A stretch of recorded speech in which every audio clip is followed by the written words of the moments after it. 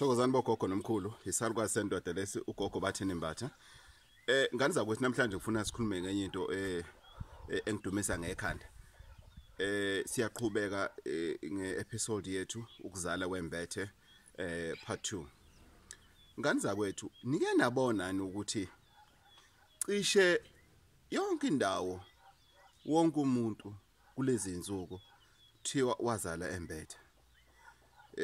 Niselayinini nize sangomeni isangoma sintshe into yodwa nonke cishe nonke not nonke but cishe nonke ukuthi wazala wembethe. The question is, ngabe sonke sazala sembethe? 2, have you noticed that everybody unobizo kulezi insuku? Ungena ngapha nabantu abadala, ungena ngapha nabantu abadala, ungena ngapha yilo unabantu abadala, yilo unabantu abadala. Is it that true? Can that really be realistic or be real? It's a question. It's something that let's discuss it. I wanted to start my day by provoking our minds to say, is it really true? Okay, in my case, it was my mom that told me ukuthi wazala wembethe. Uma wangitshela. By the time people told me, I knew about it. And uma wangitshela ukuthi these are the signs A, B, C, D, E. Engeke ngakhuluma ngazo. But if somebody else angitshela, it was something that I knew about it already.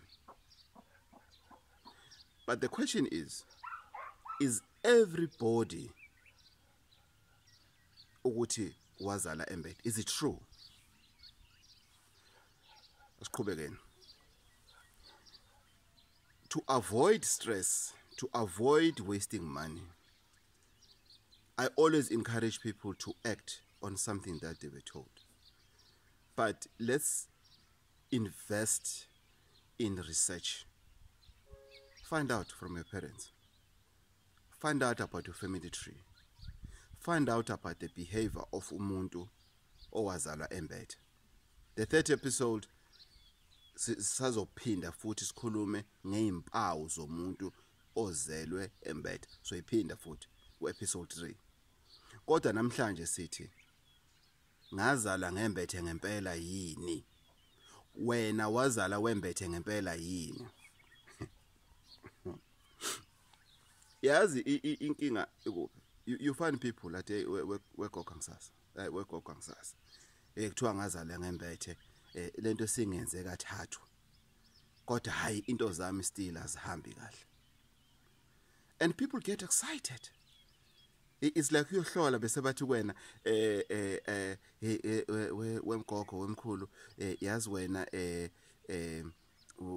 unabantu abadala. People get excited. Kuthiwa nginabantu abadala. Abanye they don't. Abakufuni lokho.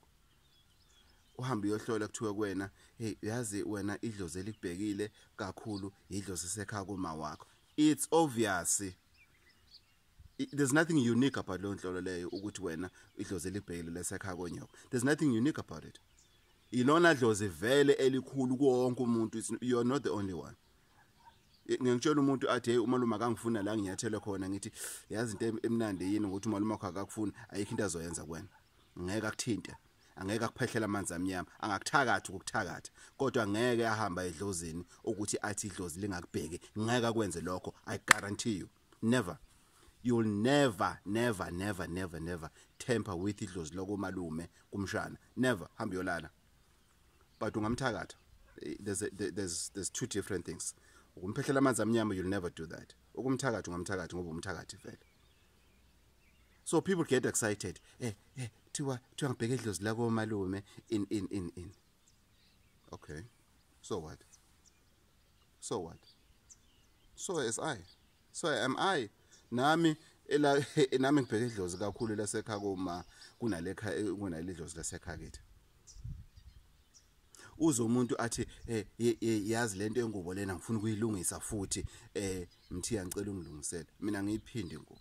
Muko wangitshena nje ukuthi ingubo kwathi wazala wembethe kodwa nami ngaconfirma kodwa wathi wakwenza ucela ngophindele angiyiphindi ingubo ngoba ingubo uma uke wayiphinda kabili uma kwayembula kabili uyidonsela umkhokha wenza ukuthi izinto zakho uhlezi into uyiphinda yonke into yakho uzoyirepeata you'll repeat it all the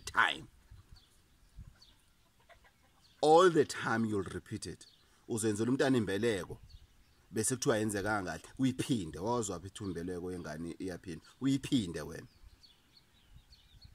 uyozufisa nokuthi ungcwaba wakho uphindwe kabili ngoba usulande umkhokha emuva esimeni lesana sokuthi wena kwathiwa wezala wembethe uma wakho waconfirma lokho nawe waconfirma lokho ngama behaviors ngama sign onke ukuthi wazala wembethe wakwenza kodwa wangakholela kona usuwazi ugogo manje bese uthi gogo yazi lento sengiyiphinde kathathu ngicela ungenzele ngoba ngendlela obeya ngayo ngiyayithanda don't get too excited mina ngilana ukuzonifundisa lento engiyenzayo ubizo kimi ngiyakuthanda ukuhamba ngiyo research ngiyofuna ucwaningo ezalukazi mina ngihlala nezalukazi ngihlala namakhehla impuka ngempela the researchers even friends like umlekeleli imbanjwa I sit down with them we discuss things so that ngizokwazi ukubuya I love sharing information I love researching and sharing information regarding traditional healing because I want to contribute positively into this industry. This is beyond calling yami. Ngiyakuthanda ukufundisa nokufundiswa. Lento engiyenza ngiyayithanda. I remember when things went bad and I said it's my calling.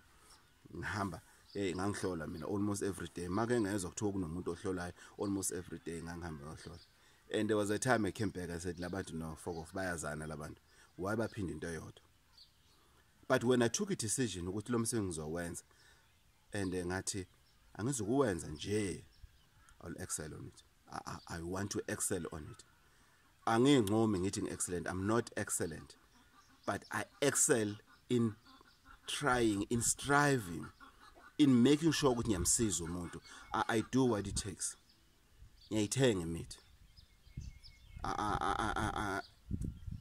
and as I've always said the healing is with the calling not umuthi the healing is with the commitment so if ever uzothi kumina gogo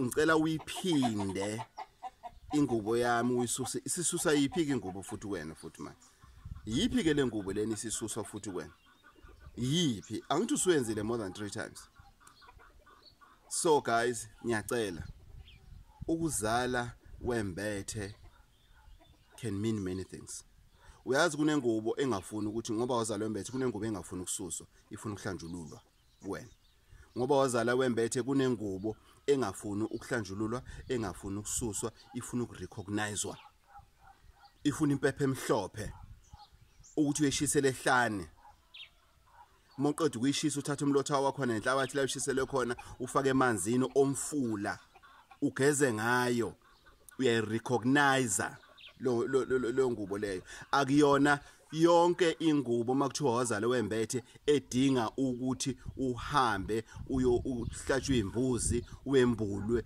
in abanye bathi athi umuntu gogo yazi nginethe ngayenza lento leyo kuthiwa ukwembulwa kwengubo into zami zavele zahlikizeka yingoba ususe into kwangafanele isuke kuwena ususe into yangafanele isuke kuwena kwafika ingane igula nelinye ilanga lana igula ingane ibangwa nezibi na 7 umfana njena omncane egule ebangwa nezibi ngeza kuluma la kumina ngathi le ngane neyigundeleni bathi bayihleka ingane esikoleni kuthiwa inempandla ngathi akuyona impandla leyo umqhele akuyona impandla leyo umqhele ingane nisuselana umqhele wayo ngathi le ngane ke nakhuke kubhlungu angizukunika lutho le ngane niyophindela naye emuva le ngane lena uyoze kumila inwele ukumila kwenwele njena kuyobe ilokhu isinda kuze kube namhlanje abazali bakhona bathi asiyazi lento le kade sihambe singena abantwini sikhiphe imali ingane icatshwa ingane ikhothiswa angiyenzanga lutho ngathi nususeleni nqhele wayo ngoba yini yazalwa inempandla akuyona impandla kahle kahle umqhele lana ayinazi inwele la ngaphansi ayinazi inwele ngathi iyekeni mabayihleke yozijwayela ila ko10 manje iright bambiza ukhehla uright akana stress ngoba yini kancane kancane uyeza azongivakashela ngimotivate ngimtshele ngithi unesiphiwo mfana wami ngiyosichaza kangcono ezikhula so akuyona yonke ingubo kuwena edingwa ukuthi isuswe be careful pay attention ungamani wenza izinto njena lokhuza kuthiwa wazala wembethe hloboni yengubo ask questions ifuna ukwenziwani lengubo kuthiwa nginobizo ubizo lwami olunjani olubizo lolu fanele ngenze njani fanele ngikhuleke labantu ngilahla amathambo ngibe inyanga fanele ngenze yiluphi ubizo nginalo umlekeleli mbanjo for example umlekeleli mbanjo unobizo ubizo lwakhe ukuthi usolwazi iyona into azalwa embethe yona ukuthi uzoba usolwazi uzoba iauthor uzoba iresearcher uzoba uyena uzosiqoqela umlando awulobe phansi wazalwa embethe lokho Nkosi nibusise Gogo Bathini Mbatha 083 5339183 ngitholakala Empangeni kuphela 083 533 9183 ukuzala Wembhethe ukuzalwa Wembhethe ukuzalwa Wembhethe Thozani bogogo please don't forget to subscribe